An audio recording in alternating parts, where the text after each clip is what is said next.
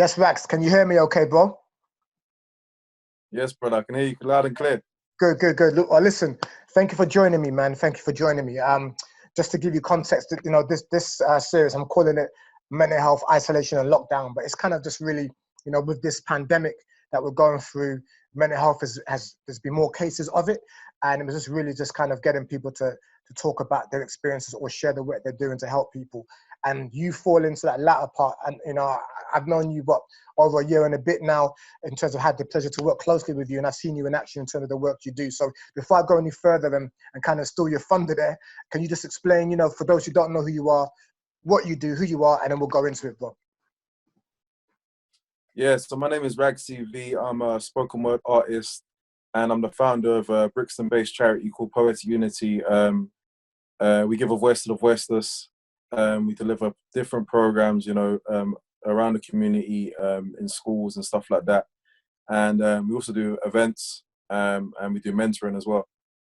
Wicked, wicked. And I'm going to just go straight into it, and I thank you for that. So you mentioned, the community work you do.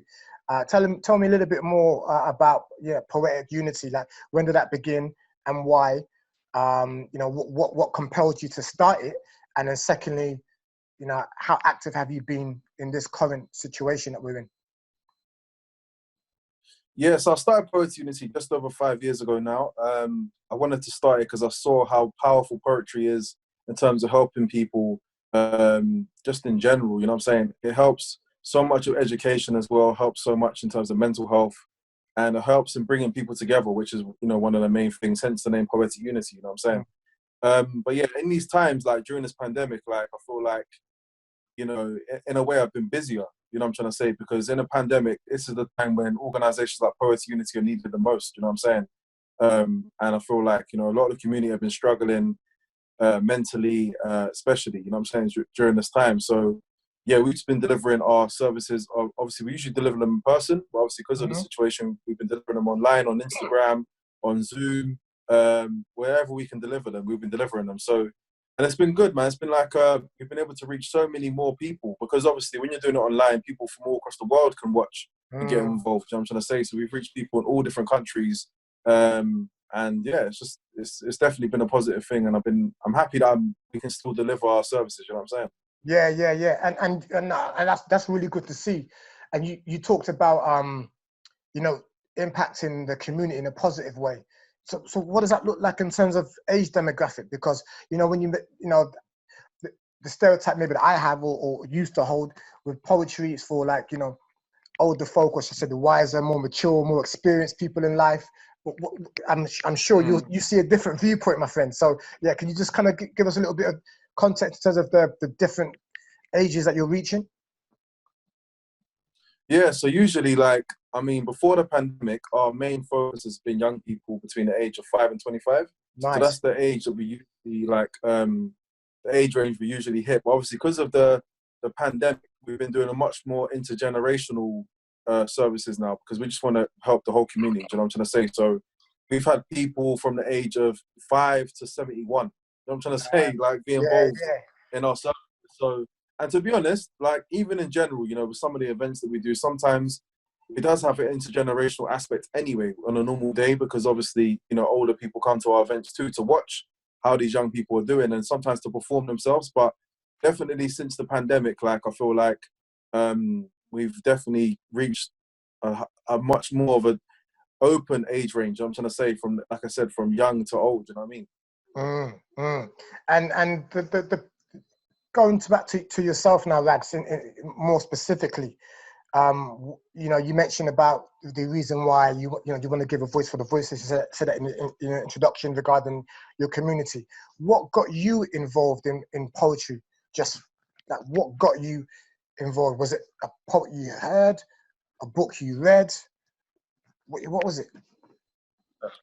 It was kind of by accident. I mean, I've always been into hip hop. I've been into hip hop since I was like, and grime as well, since I was like 16. I was there. I was kind of around grime when it first was coming up, so I was part of that. If that makes sense. Yeah. But like, for me, like, my introduction to poetry came later, because when I was in school, I didn't really like poetry. Do you know what I'm saying? I kind of felt like it was I didn't relate to Shakespeare, for example. Do you know what I'm saying? So as I got older, it's only when I turned 27, which was 5 years ago now. No, sorry, 26 was when I kind of got into poetry. And I remember I wrote this piece called Digital Slaves. And when I wrote the piece now, like I didn't realize it was poetry or spoken word or whatever. I just wrote it as I write my stuff. And then I remember I started performing it regularly in different places. And then one guy come up to me and he was like, "Oh, you're a sick poet." And I was like, "Poet?" Like I never understood why he called me a poet. Yeah. The reason why I understood that it was different to what I was usually doing is because the reaction I was getting. So usually when I was performing like hip hop tracks or whatever, you know, sometimes people will still talk over you. They might vibe to the beat, whatever. But with spoken word, people listen to the words intently, and you can hear a pin drop in the room because it's so quiet. Yeah, You know what I'm trying to say? So, and that was the difference with Digital Slaves. That's how I knew it was spoken word, and that makes sense. The way I delivered it was different. The response it got was different. And then that's when I kind of fell in love with the whole idea of spoken word, because I've always been a man about words. The words mean the most to me. You know what I'm trying to say. So when I knew that with spoken word, people were going to listen more and listen more attentively, I was like, yeah, this is my field. Yeah.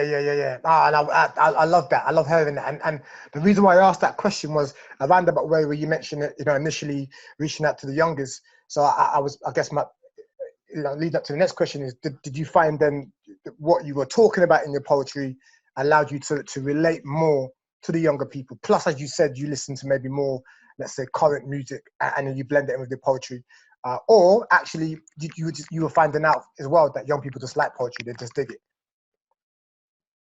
No, definitely. I feel like two things that help me relate to young people is obviously I was still young myself. Still am young, you know what I'm saying? And obviously I look young. Do you know what I'm saying? So obviously, so that's it's a good thing to be able to relate to younger people. Do you know what I'm saying? Also, I feel like the poetry I was doing, like spoken word, was so different to Shakespeare's. It's the content I was speaking of in my poetry was very relatable to the youth. You know what I'm trying to say? It's things that they're going through themselves every day. So, and that's the difference. And there's two things why Poetic Unity like really like engages with young people in terms of poetry. One, because the language we use is what the young people use. I'm trying to say, so they can relate to it. And two, the content that we perform is again what they can relate to. They're going through it themselves directly. So I'm trying to say, so those two things really make us relatable to young people and allow me to like really engage with them and have a positive impact on their life.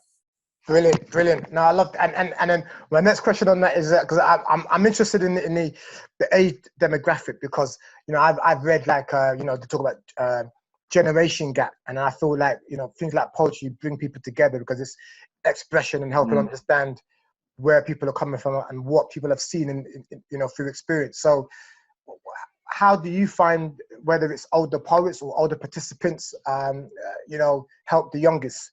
How that must be interesting to see the different dynamics all in one room on your show, you know, listening, and you're seeing that they're all connected. How do you find that they help?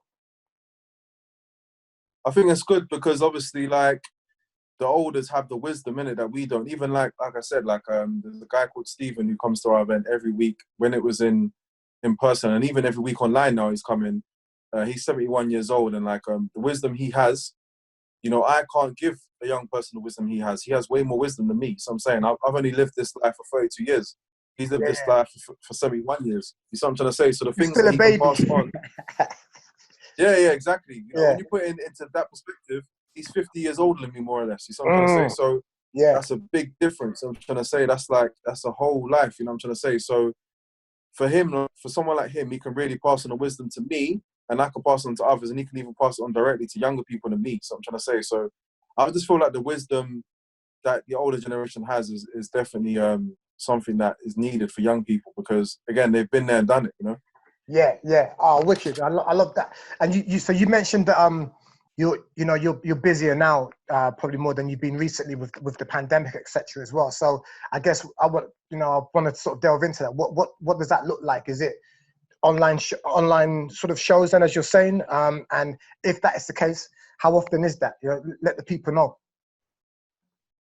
Yeah, so it's just been adapting, innit? You know what I'm saying? I remember when this first happened and I spoke to my team, you know, we had an emergency board meeting about it. And I remember speaking to them, and I was concerned because I was thinking, how are we going to, you know, because I didn't know, I never used Instagram Live, I'll be honest with you, or Zoom. I wasn't really interested in those things. Mm. So like, I never, because we're so used to delivering in person, you know what I'm saying? And to me, in person is always better. So like, so yeah, thankfully our social media has always been decent. We've always had a decent amount of followers and whatever. So that's a positive. But yeah, we had a board meeting, my team, and then like we decided obviously on 3 services we were gonna provide. So to me, first thing first, it's important that the services were free. Like no one had to pay for the services, obviously, and that's one thing you don't want to worry about. You've got to worry about money and pandemic. No. Let's just worry about the pandemic. And obviously, you know what I'm saying? So that was important to me. So we made sure all the services were free for young people and the community in general. And so we just tried it out. So we do 3 things, yeah? So we do the Poets Corner, which is usually in Brixton. But obviously we've been doing it on Instagram Live now for 8 weeks. So we do it on Instagram Live every Wednesday, 7 p.m. to 9 p.m. on our Instagram at Poetic Unity. And then on Friday, we do a thing called Quarantine Poems, where I ask, and obviously you're even getting involved in it yourself, is I ask people to, I give people a topic, and each week we get a maximum of 5 people all writing on the same topic, and then I edit the video together and put it on the social media. So for example, say your topic was culture, just for example. I would ask 5 poets to write about culture, all in your own way, and then edit the video together so you're all kind of together in a video. Put it on our Instagram and social medias from particularly our IGTV. We put it on there 8 p.m. every Friday. And so far we've had 33 poets get involved. Wow. I'm aiming to get 100 poets involved. That's the number I'm going for. That's a minimum I want to get. I'm trying to say. So I want to get 100. Yeah, so that's another thing we do. And then the other thing we do is on Sundays, every Sunday, we do a thing called the communion. So the communion we used to do again in person, where basically it's a safe space for people to come and have a conversation with us. We used to do that again in Brixton at Black Culture Archives. But obviously we've done it online now. So what we do online now is we provide for an hour. We have one-to-one support for people to contact us, like on Skype or set up a phone call or whatever, from 6 to 7 p.m. on a Sunday. They could talk to me, they could talk to one of my team members about whatever they're going through, or just have a conversation with another human. And then from 7 to 8 p.m., we go on Instagram Live on the Sunday. And what we do in that live is we create poetry together. So what we do is we think of a topic that we're going to write about as a collective of people that's in the live. And then what we do is, as we all write poetry as comments. So we'll put a line or 2 in the comments as a poem. And then what I do is I read the poem as one whole poem together at the end. And it's really dope because like it brings the community together. We're doing something together. And also the topics we write about are always positive, and mental, uplifting. I want people to leave the chat, like the live, feeling positive and feeling like they've connected with the community. Do you know what I'm saying? Yeah. So like, that's the 3 services we provide at the moment. I'm also doing other things with other organisations. So I'll do a workshop with Theatre Peckham every Thursday. Okay. Again, that's with 8 young people, and that's like us creating work to deliver, like for performances and stuff in the future. So I'm doing loads of different things, and there's loads of other things that I'm connecting with other organisations. I can't even say too much about yet, but I'm connected with other organisations where we're going to deliver more workshops in this time, and just provide a much needed service to the community. Do you know what I'm saying? But at the moment, like the 3 things we do every week is the Poets Corner on Wednesdays, Quarantine Poems on Fridays, and then the communion on Sundays. Wicked. And I'll make sure that that's listed at the end of this interview so they know where to go, what socials, what time, and help you get to that 100 whatever part I can play. So I like that target you've got there. Yeah, appreciate that, bro. So yeah, that's blessed.